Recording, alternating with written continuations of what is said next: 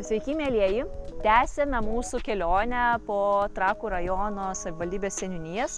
Ir šiandien čia esu tokioje ypatingoje vietoje, Onuškyje. Onuškio seniūnija šiandien.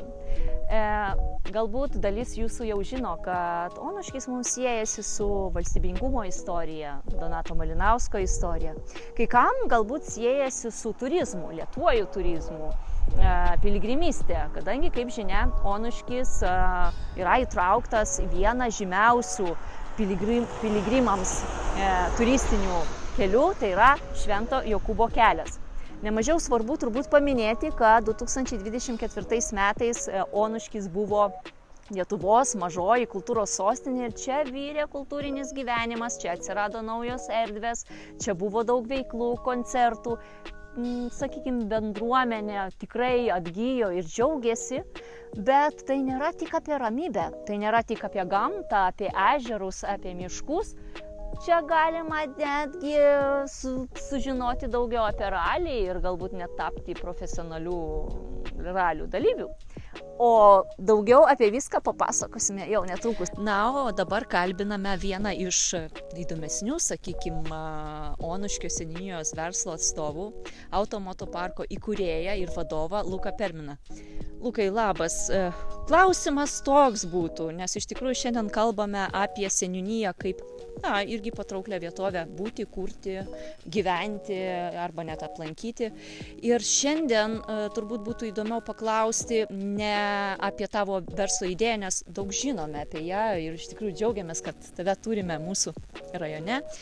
Kaip taip nutiko, kad Onuškis, ar gerai, kad nutolę ir kodėl pasirinkai čia kurti savo šią, neeilinę, sakykime, verslo idėją? Yra keli atsakymai, bet šitą pradėsim to gerą atsakymą, ne? Nes čia reljefas geras, čia yra kalnuota, ne? Nėra lygumos.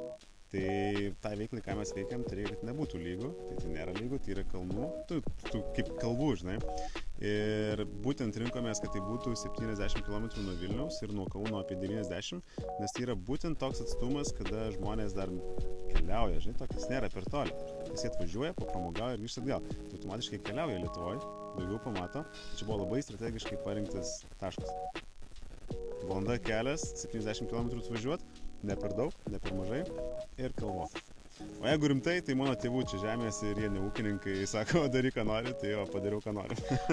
Bet čia geras pavyzdys, kai yra žemės ir nepasirinkti tiesiog, kad, žinai, stovėtų, o iš tikrųjų sukūrei tokį, įdomesnį dalyką Onuškiui. Ir šiandien, taip galvodama, važiavau čia ir galvojau, kad Onuškis tyla, atrodo, niekas nevyksta, čia bam ralis vyksta. Tai gal pasinaudosiu visgi progą, papasakau truputėlį, ką čia galima pas tave nuveikti, pamatyti gero. Mes darom ir pramogas, ir edukaciją. Bet labiau vyksta edukacija, tai mes pamokinam jaunimą ir ne tik jaunimą, tokius vaikus kaip ir mes, kaip vairuoti automobilius ant žvyro, sudėtingom sąlygom. Pavyzdžiui, vasaros metu tai yra žvyras, tai yra nestabilus gruntas, tai kaip tą mašiną automobilį vairuoti.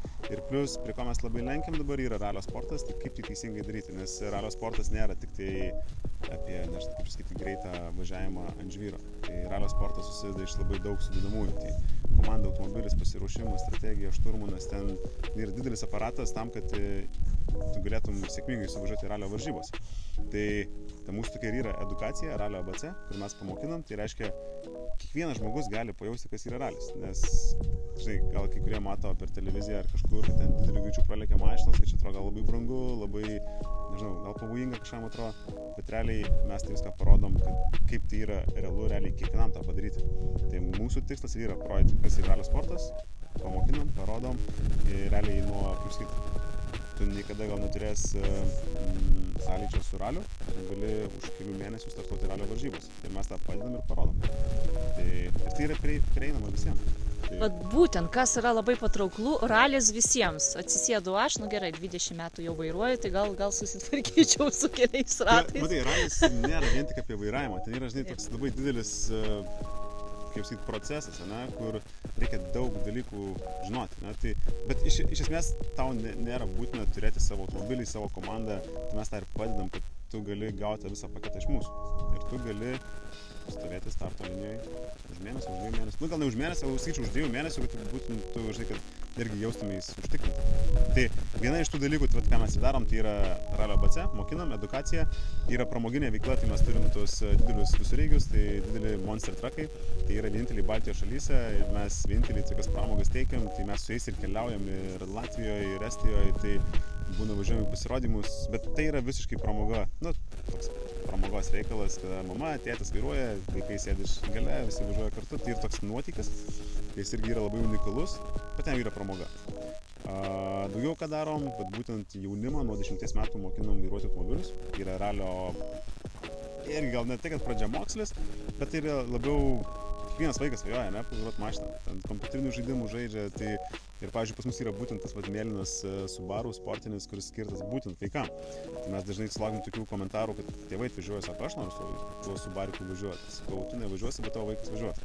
Tai realiai vaikus nuo 10 metų mokinam pavairuoti automobilį. Darom motocikliukų pamokas, mokinam irgi vaikus važiuoti motociklu. Tai mūsų tokia visa veikla yra tokia, sakyčiau, edukacija, mes mokinam. Tai tiek su automobiliu važiuoti, tiek su motociklu. Ir organizuojam renginius, tai gal čia jau kita šaka mūsų, ką mes darom, tai organizuojam Lietuvos čempionato etapus, kurie vyksta būtent Onuškio seniūnijoj. Tai ir Grendavę mes kabinam biškį, nes Grendavėje turim kitą lokaciją, kur smėlio karjerą, kuriam irgi vyksta kitos varžybos, bet tarkim, va čia būtent pas mus tai Trakų ralis vyksta, tai vienas iš shakedownų čia bus, apdovanojimai čia bus ir tai yra Lietuvos čempionato etapas. Mini ralio.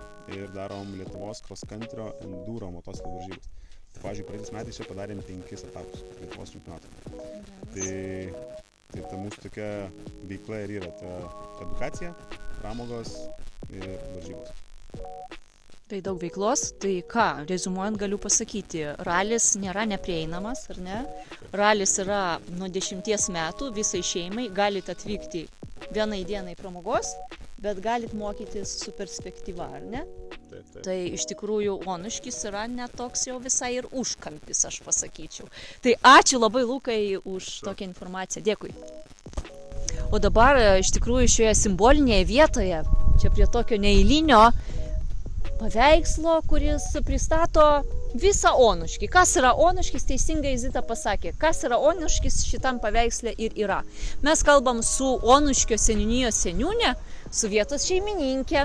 Ir klausimas turbūt būtų panašus, kokį norėtųsi užduoti kiekvienam seniūnui. Kaip galvojate, kuo patrauklu atvykti čia turistui, kodėl verta čia apsigyventi arba kurti verslą?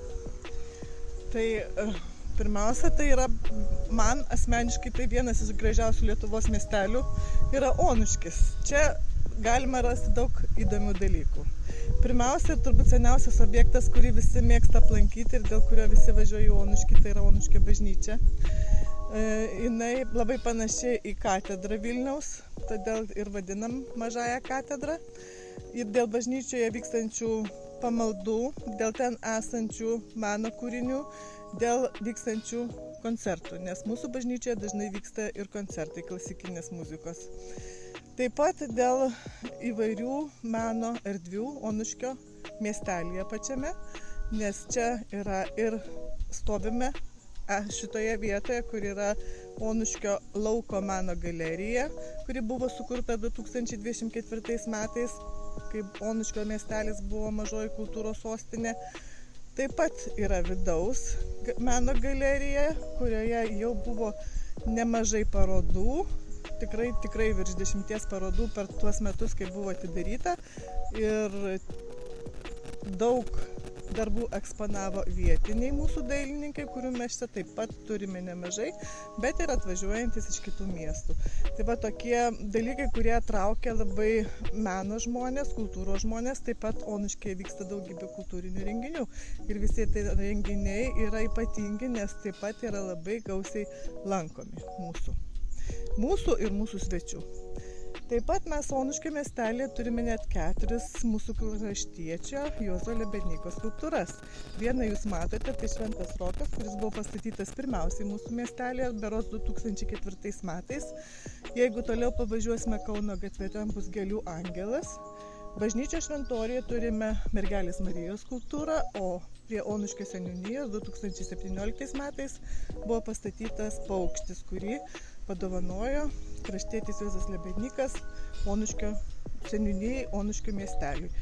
Tai va, ta proga ir buvo meno galerijos pirmoji paroda skirta jo darbams. Parodos atidarimas buvo pirmasis Juozo Lebednyko garbei, kadangi jis buvo vienas iš tos meno galerijos atsiradimo iniciatorių, labai jos norėjo, labai stengiasi, kad ji būtų atidaryta. Taip pat Onuškyje yra daug istorinių vietų, kadangi čia vyko daugybė laisvės kovų, yra mūsų miestelėje rezistentų paminklas senosiuose Onuškio kapinėse. Bakaloriškių kaime yra paminklas skirtas kaimo sudeginimui. 1944 metais buvo sudegintas Bakaloriškių kaimas ir ten pastatytas paminklas atminti tai datai. Taip pat turime kryžiais pažymėtas vietas, turime knygnešių 3 kapus Onuškio kapinėse, turime Alko akmuo, yra čia jau gal daug senesni dalykai. Nieko, čia tokia tolimesnė, ar ne, istorija, ar ne? Tolimesnė istorija ir dabar va, tiesiog Žaliosios kaime. Va, tiesiog galvoju, kaimas, koks kaimas Žaliosios kaime yra Alko akmuo, kuris taip pat aplanko žmonės, kurie apsilanko šitame krašte. Taip pat turime dar vieną bažnyčią Onuškio seniūnijoje, tai yra Dusmenų bažnyčia. Jis taip pat jau skaičiuoja 200 metų pastatymo laikotarpį. Ir mūsų bažnyčios pakankamai garsios, kadangi ir Onuškio bažnyčioje kunigavo Nikodemas Švagžlys, buvo vadinamas Milžinu. Ir čia tikrai daug atliko įvairiausių darbų ir parašė knygą, kad mano gyvenimo pasaka apie Onuškį. O taip pat vargonavo Kipras Petrauskas, dėl ko mes turime Kipro Petrausko aikštę, taip pat istorinė aikštė. Ir taip pat Dusmenų bažnyčios šventoriuje palaidoti Petrauskų giminaičiai. Taip pat yra kapavietė. Tai tokie daug tokių istorinių faktų yra. Kultūriškai, istoriškai turtingas miestelis. Labai turtingas miestelis ir seniūnija. Bet ir pats miestelis, dabar pakalbėkime dar per kitą prizmę. O jeigu aš sugalvočiau, galbūt verta man čia kokį namuką įsigyti ir verslą susikurti, kaip jūs į tai? Tai žinoma, būtų labai smagu, mes labai sveikinam žmonės, kurie atvyksta ir nori kurti čia verslus, todėl kad tikrai dar turime erdvių, kur galima kurti verslus. Tikrai turime jaunų žmonių, kurie galėtų kurti verslus, bet ne visada išdrįsta, nes įsipareigojimai yra, bet tiesiog kviečiam, laukiam. Dabar žinome, kad įsikūręs vienas naujas verslas yra Bakaloriškių kaime jau prieš metus, gal daugiau. Taip pat turime Vaickūniškių kaime. Yra versliukų, bet labai norime, kad jų būtų kuo daugiau. Tai va, tai laukiam, kviečiam. Tai Onuškis kviečia apsilankyti, apsigyventi, investuoti ir kurti. Ačiū labai. Nekilnojamas turtas kol kas Onuškyje nėra labai brangus lyginant su Lietuvos kainomis, bet jis taip pat brangsta. Tai va, paskubėkite. Kraštas turtingas labai gražia gamta. Mes turime daug ežerų. 32 ežerai yra mūsų seniūnijos ribose ir labai daug ežerų yra apie Onuškio miestelį. Tiesa, jie nėra tokie garsiais paplūdimiais, bet privažiavimas yra ir maudytis juose tikrai galima. Ir dar mes turime labai gražius miškus, kuriuose gausu grybų ir uogų. Tai kviečiam visus maudytis, poilsiauti, grybauti, uogauti ir leisti laiką gamtoje Onuškio krašte. Ačiū labai. O dabar esame išties neeilinėje erdvėje, Onuškyje esančioje meno galerijoje. Kas pasakytų, bet Onuškis irgi turi nuostabią erdvę meno galeriją, o apie ją ir ne tik apie tai, šiandien mes kalbamės iš tikrųjų su aktyvia Onuškio bendruomenės nare, su kultūrinių renginių organizatorė Liudmila. Liuda, prašau, taip. Kadangi 24 metais čia buvo mažoji Lietuvos kultūros sostinė, čia buvote kultūrinis epicentras ne tik mūsų rajono, bet ir taipogi Lietuvos. Prisimename, žinome, kad buvo tikrai daug nuostabių renginių, kad atsirado štai tokias nuostabias erdvės. Galbūt galite trumpai papasakokite papasakoti, kaip jaučiatės po kultūros sostinės, kokia išliekamoji vertė ir ką čia verta iš tikrųjų aplankyti turistui, lankytojui. Malonu, kad pamenat mūsų tokį labai produktyvų laiką. 24 metai buvo ypatingai darbingi ir labai išliekamą vertę laikotarpis, kada mes išliekamą vertę sukūrėme miesteliui. Ir netgi, sakyčiau, mes pasukome identitetą sukurtas miestelio. Mes pasukome į meno kryptį. Nes prieš tai kažkaip tai tokio tikslaus, kaip ir matymo, ko galėtų būti gyvas miestelis, mum jo trūko. O tie metai sudėjo visus taškus ir mes štai antri jau metai, kaip tą kryptį ir judame. O ką mums davė tai 24 metai? Tai vat, jūs dabar ir esate šitoj naujoj erdvėj, jau ne nauja, jau 3 metai, Onuškio meno galerija. Ir čia kas mėnesį yra keičiamos parodos. Pernai metais mes turėjome 9 parodas profesionalių dailininkų, menininkų, įvardyčiau labiau, nes žanras buvo įvairus. Ir 2 parodos buvo kraštiečių. Šiemet irgi jau turime 5 parodą. Tai žodžiu, mes kas mėnesį keičiam parodas, beveik kas mėnesį. Lankytojų turime, tikrai nesiskundžiame, dėmesys yra. Ypatingai mėgstamas metas, kai paroda yra pristatoma.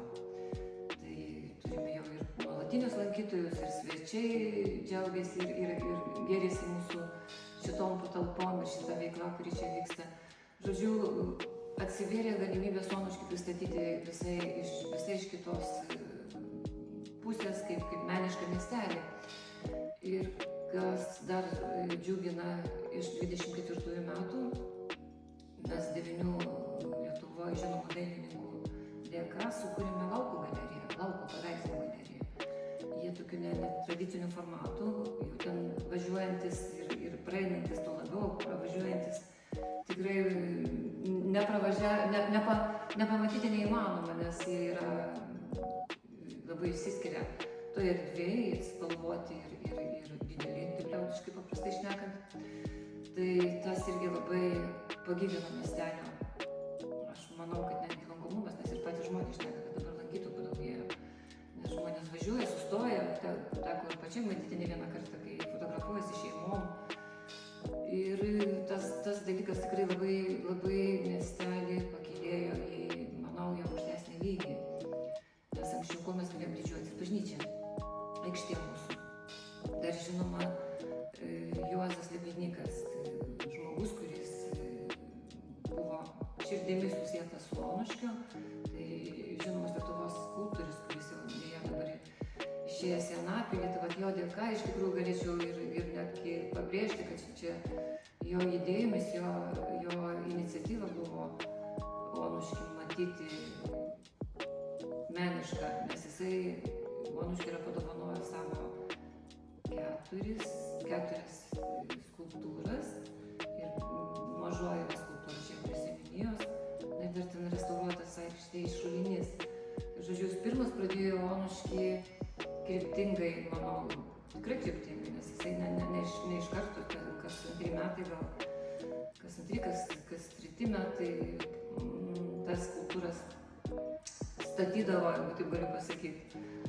Tai jo mintis ir buvo sukurti kažkur tai Onuškiui padovanoti savo darbus, kad būtų jo vardo muziejus. Ir puoselėjant tą mintį, ieškant vietų, šita vieta buvo įveiklinta. Tai dėja, kad jisai pats nesulaukė, kaip ir minėjau, idėjos autorius, o jo pirma paroda buvo jo darbų. Tik tai dabar jau ne muziejus, kaip jisai norėjo, o mes tiesiog turime meno galeriją, kuri plačiai priima visokio žanro menininkus. Kas dar? Tai labai iš tikrųjų džiugu, čia labai didelis dalykas. Jūs turite objektą, kuris yra gyvas. Kaip suprantu, galima atvykti bet kada, apžiūrėti čia lankytojams, kurie nežino. Sustoti sustoti, jeigu nori aplankyti galeriją, turbūt galėtų užeiti čia ir... Be abejo. Aišku, visada trūksta tos informacijos, nes mes, ką mes galėjome savo lėšomis pasidaryti, tai vat, ant durų kabo tokios lentelės, kuriuose yra informacija, kaip patekti šitame galerijoje. Tiesiog mes dirbam savanorystės principu. Vasarą mes turime didelį judėjimą turistų, čia eina Eurovelo kelio atkarpa, tai čia dviratininkai ir šiaip žmonės dabar labai juda. Žmonės važiuoja iš visų pusių ir visur ir būna čia priimam grupės, kurios iš anksto susisiekia. Arba tokie netikėti skambučiai būna, paskambina, galėtume patekti. Visada prašom, visada džiaugiamės ir tikrai nėra sudėtinga, jeigu ne aš, tai ateina mano kolegė. Tai, žodžiu, čia patekti tikrai nėra problema, kad ir nedarbo laikų svarbu žmogus nori matyti tai, kas čia yra šiuose patalpose. Tik labai norėtųsi daugiau išorinės reklamos, kad Tai mes čia tam ir esame. Labai džiugu. Išorinė reklama, Trakų turizmo ir verslo informacijos centras mato prasme, tikrai džiaugiasi, kad džiaugiamės, kad turim tokią erdvę. Iš tikrųjų kviečiu, važiuojat, sustokit, apsižiūrėkite, užeikite į seniūniją, visada busite įleisti ir pakviesti. Super. O dabar prieš užbaigiant mūsų pokalbį, žinau, kad dar edukacijas kažkokias turite. Ne, tai galbūt labai trumpai, ką jūs ten įdomus tokio darot? Edukacijų mes turime daug ir įvairių, bet šiaip populiariausios, gal jau čia netgi ne edukacijų pavadinčiau, aš pavadinčiau tai ko gero, gal pomėgių labiau, mes kuriame animacinės kaukės. Ir jų turime jau sukaupusios gan nemažai, 16 ar tai 17, tiesa dabar voverytė pagaminta, kuri iškeliausia į Trakų viešąją biblioteką. Tai tos kaukės džiugina ir mažus, ir suaugusius žmonės. Jis tiesiog naudojamas renginių metu, kad keltų gerą emociją, kad nuotaiką formuotų tokią šventišką. Tai irgi prašom, kas domitės. Edukacija galime pamokinti, kaip sukurti tokią kaukę. O šiaip su užgavėnėm daug yra susijęs tų kaukių, taipogi mes aktyviai dalyvaujame Trakų užgavėnių šventė, kuri tikrai yra labai populiari ir lankytina turbūt visos Lietuvos žmonių ir ne tik. Tai, žodžiu, mūsų ten morė stovi pas mus viršui tokia, šiemet nesudeginta, sadžioji išlikusi, tai vat, mes taip pat tokiais darbais prisidedam prie bendro šventės įvaizdžių ir prie tos tokios gyvos emocijos, prie nuotaikos savo kaukėm, savo įvairiais darbais. Ačiū labai, Liuda, kviečiame į Onuškį, matot, kiek čia daug visko vyksta.